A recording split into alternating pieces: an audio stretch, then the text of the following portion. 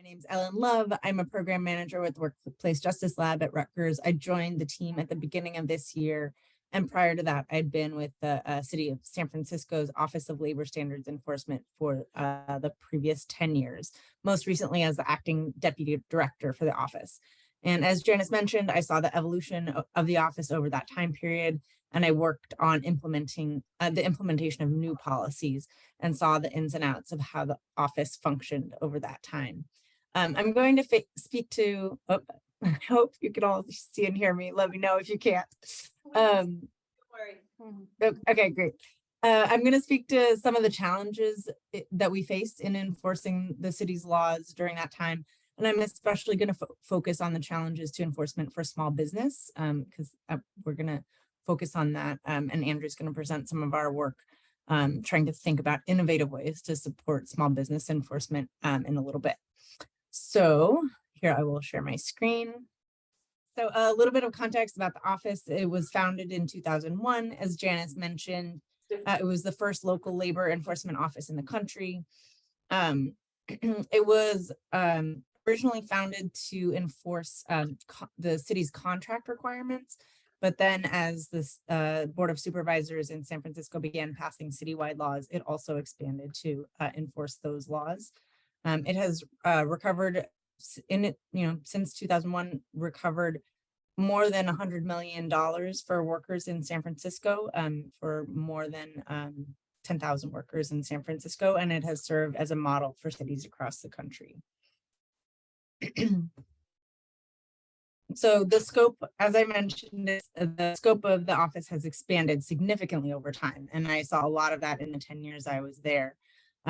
As I mentioned, it started with enforcing contract requirements, including public works, prevailing wage requirements, and also a living wage requirement, wage and benefit requirements for the city employees on the city's contracts. Then starting in 2004, the Board of Supervisors in San Francisco started passing a series of laws that applied citywide to all employers or most employers in the city. The first of those was the minimum wage law, which was the first local minimum wage that applied citywide in the country. And soon after that, the voters passed the paid sick leave law as a paid sick leave requirement. That was also the first of its kind in the country. I'm going to highlight, I'm not going to walk through all of these laws, but you can see the Board of Supervisors during this time period was extremely active, passing a whole suite of progressive labor laws, looking for ways to support workers, especially as the cost of living rose in the city. And we were lucky in general to have strong backing for enforcement. There was a cohesive alliance of labor unions and worker centers in the city that understood the importance of enforcement, making sure that the laws on the books translated into meaningful rights for workers on the ground, and understood that required an enforcement, a strong, effective enforcement arm. And they did a good job of including strong enforcement powers in the laws as they were passed. Nonetheless, the major expansion in scope over time posed major challenges for the offices and for the businesses that had to comply with these laws. So I'm going to talk through some of the laws that are shown here in green. Those are the ones that are applied to very small businesses. So the first was the minimum wage. The second was a paid sick leave requirement. Then there's a bit of a gap. And then in 2014, there's a family-friendly workplace ordinance, which provided the right for workers to request a flexible or predictable work schedule, a fair chance law, which has to do with how employers used criminal background checks in their hiring processes. And then more recently, protections for lactation in the workplace, and a prohibition on asking new applicants about their prior salary history, with the goal of preventing the continuation of inequitable incomes based on gender or race. And then most recently, during the pandemic, there were a series of laws that had to do with protections for workers in taking leave during COVID for themselves, their family members, or to get vaccinated or tested. So some of the challenges of that expansion for the agency were that the budget and staffing have not kept pace with the huge expansion in policies in force. Despite the fact that advocates included strong enforcement powers, the staffing really never kept up as the number of laws expanded. So OLA, that office now enforces more than 30 policies with about 16 investigator positions and 25 total staff. So that means that there's basically 2 laws for every 1 investigator at this point, which is like not where we started and is really an unsustainable level of staffing for that many policies. And some of the complexity is that each ordinance has a slightly different penalty structure, slightly different enforcement powers, slightly different coverage or exemptions. So it really requires a depth of understanding that's difficult to track as an agency.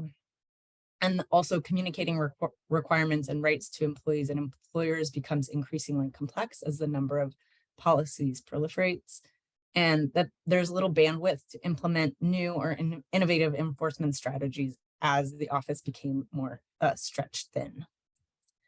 And then some of the compliance challenges for small businesses are that they didn't, small businesses typically don't have lots of back office staff to track new laws and amendments as they come out.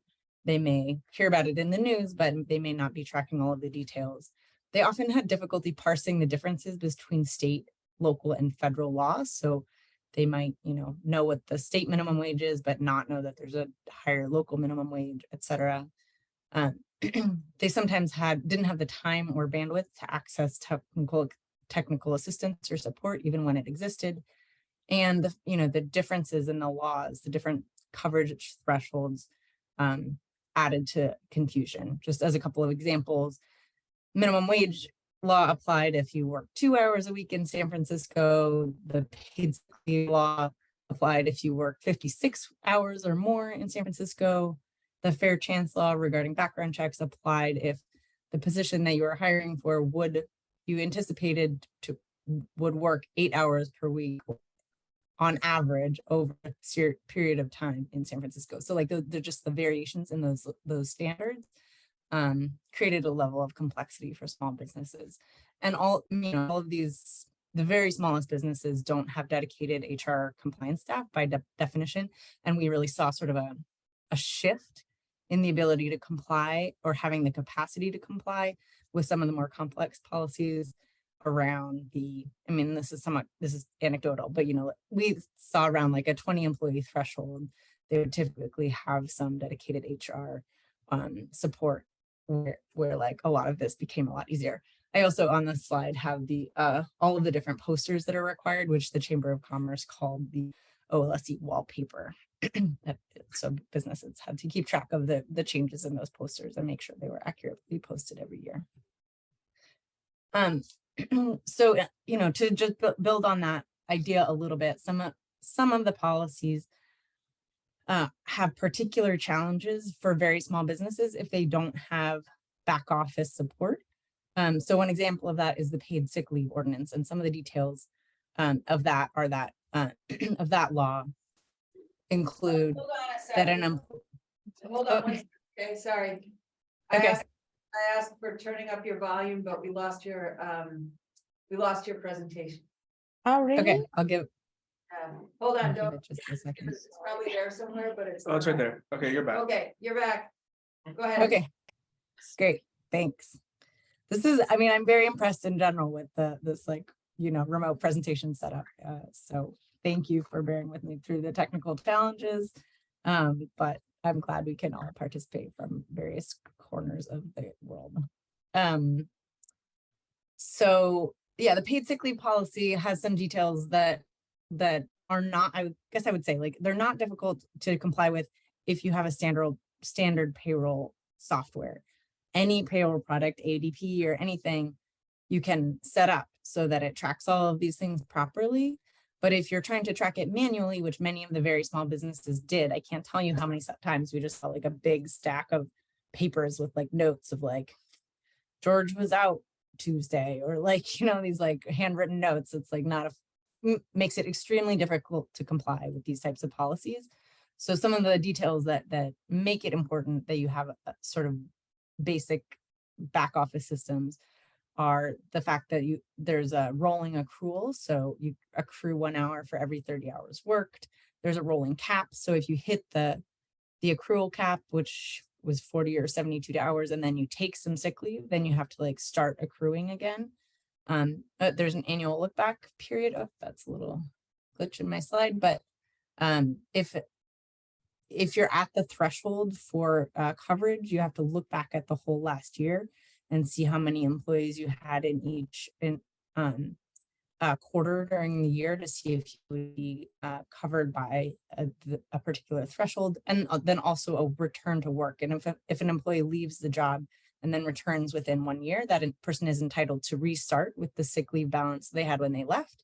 And just tracking all of those specific details, as I said, is not hard to do if you have any kind of back off standard service, but without that, because is very complicated. And we had so many cases where people were tracking these things manually, where we just saw a lack of compliance because of the lack of capacity to get on board with those systems. And then I would say we saw additional challenges for immigrant and BIPOC-owned small businesses. I think we recognize that there's inequitable access to capital, historical and structural racism lead to barriers to growth. Andrew's going to talk a little bit more about that in a bigger picture way, but we certainly saw the impact of that in San Francisco. More specifically, we also saw language barriers to adopting back office systems. For example, payroll systems may only be available in English. Bookkeepers, if you speak Cantonese, for example, there's a limited pool of bookkeepers, or other languages, like your ability to access the services you need to comply are going to be limited. And then barriers for undocumented workers. And that's, in communities where there are undocumented workers, some people may prefer to work in an informal way and not be added to formal systems like payroll or other systems.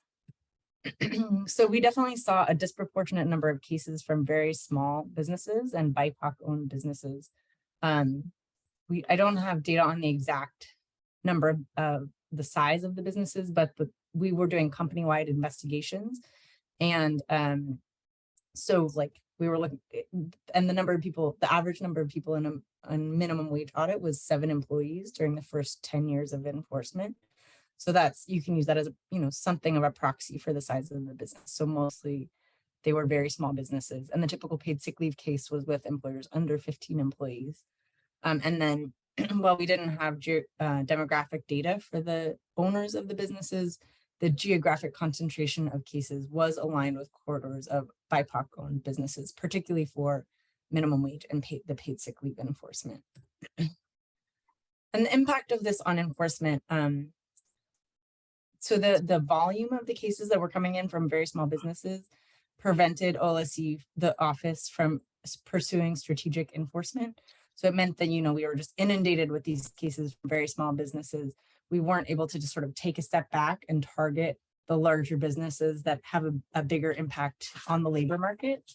And I would say the cases had a limited ripple effect. One of the goals of enforcement that is to have some deterrent effect on the other businesses in the area.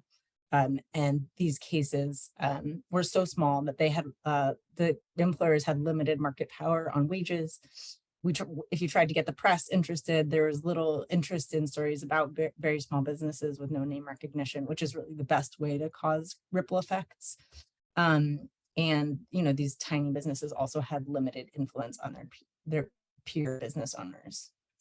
Also, there's a racial equity challenge here. There's concern among our staff about the impact on BIPOC-owned businesses of having so many cases in immigrant and BIPOC-owned businesses. We also faced public accusations of racism and of unfairly targeting Chinatown restaurants in particular very early in the history of the office. And that was a political vulnerability for obvious reasons. But also because the mayor at the time had championed small businesses and minority-owned business program, and being seen as targeting small businesses of particular race or ethnicity was a major, meant that we were less likely as an office to receive support, funding, positions, etc. So, I mean, the first thing we did in response to that accusation of racism was to show that actually our enforcement efforts spread across all of those laws that I showed you were not concentrated in any particular neighborhood or ethnic or racial community. So that was the first thing. But then beyond that, the tools that we had are available at the time to address these issues were employer outreach and education. So we had public phone hotlines for each law, multilingual hotlines, and the office fielded calls from more than 2,500 employers each year. We did in-depth trainings, webinars and trainings for hundreds of employers each year. We provided extensive technical assistance, mailed posters to all registered businesses with one or more employee. That was like 40,000 businesses a year. We did in-person trainings and we did outreach through the San Francisco Small Business Office. But I would say that there are limitations to those education and outreach strategies as well. The webinars, people who have the bandwidth to attend webinars on compliance are generally going to be staff from, or representatives, brokers often from medium or large businesses. Poster mailings are easy to ignore. The majority of businesses calling us for technical assistance have some kind of dedicated HR or compliance staff. And the small business office that we worked with had a minimal budget for outreach. So they did consultations with people who came to register with the business and provided information about the laws, but they didn't have the resources to do really a lot of proactive outreach. But the thing that, I wanted to highlight, and we're going to talk about some more, is that we never had the resources to deal with those very small businesses who lacked capacity to do the basic compliance stuff, like to get the back office systems that they needed to comply with the details of the law.